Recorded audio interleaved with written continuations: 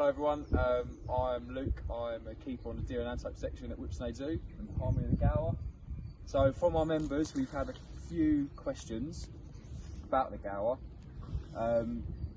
The first question is, do they sleep standing up or lying down? So when they're truly sleeping they'll be lay down, and that'll be for about 2 to 4 hours, and that'll be intermittent throughout the day when they're relaxed. But they do rest a lot in the day, and that could be standing up or lying down, and usually they're chewing the cud, so that would be sort of the second digestion of their food that comes up from their stomach. They regurgitate into their mouth and they'll chew it, so they usually do that when they're relaxed.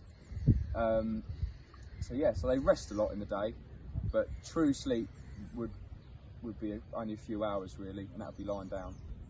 The second question is how much they weigh. In the wild, well, the Gower is the heaviest wild bovid, and this is due to in the wild their predators are tigers and dhole, so they need to be quite big. It's almost like a defence mechanism. And males in the wild have been recorded up to almost a ton. So Mohan, our bull here, he's 850 kilos. He's the largest member of our herd, and this ranges down to our 2 adult cows, Mia and Mew Mew, and they're around 550 kilos. And then you've got Aisha, our youngest cow, so she's Mia's calf. She's the lightest at around 370 kilos.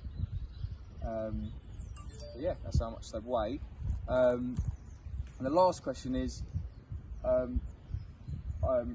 they endangered in the wild? So they are classified as vulnerable in the wild from the IUCN Red List, and their habitat is fragmented. So their historical range would range all the way from Pakistan down into India, up towards the north to the eye of Nepal and Bangladesh, and then go all the way down to the Malay Peninsula. But now they're very fragmented into like national parks, and most of their population is in India and the Western Ghats, and there's some sort of sustainable population up in Nepal, in Chitwan National Park. The recorded numbers globally is around 6,000 to 21,000 individuals, and this is purely because they're so fragmented.